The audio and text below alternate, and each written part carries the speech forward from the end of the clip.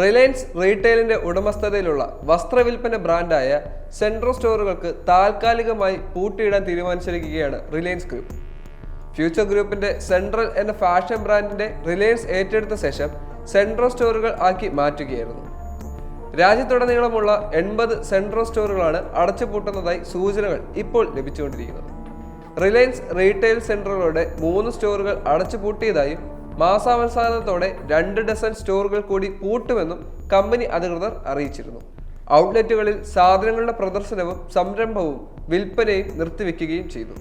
450ഓളം പ്രാദേശികവും ആഗോളവുമായ ബ്രാൻഡുകൾ വിൽക്കുന്ന സെൻട്രോ ദുബായ് ആസ്ഥാനമായുള്ള ലൈഫ് സ്റ്റൈൽ ഇന്റർനാഷണലിലും ഡിപ്പാർട്ട്മെന്റ് സ്റ്റോർ മാതൃകയിൽ റഹേജ ഷോപ്സ് സ്റ്റോപ്പിനും കടുത്ത വെല്ലുവിളിയാണ് ഉയർത്തിക്കൊണ്ടിരുന്നത്.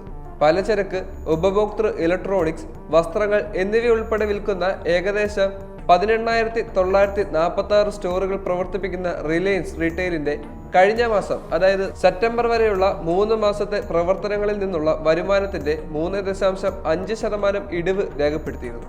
ഫാഷൻ ലൈഫ് സ്റ്റൈൽ ബിസിനസ്സിലെ ദുർബലമായ ഡിമാൻഡും അതിന്റെ മൊത്തവ്യാപാര ബിസിനസ്സിലെ മാർജിനിലെ കുറവും വരുമാനത്തെ ബാധിച്ചിരുന്നു. റിലയൻസ് റീറ്റെയിൽ ഈ സാമ്പത്തിക വർഷം വിപുലീകരണ മന്ദഗതിയിലാക്കിയിട്ടുണ്ടായിരുന്നു. സ്റ്റോറുകൾ അടച്ചുപൂട്ടുന്നത് കുത്തനെ വർദ്ധിപ്പിക്കുകയും ചെയ്തു.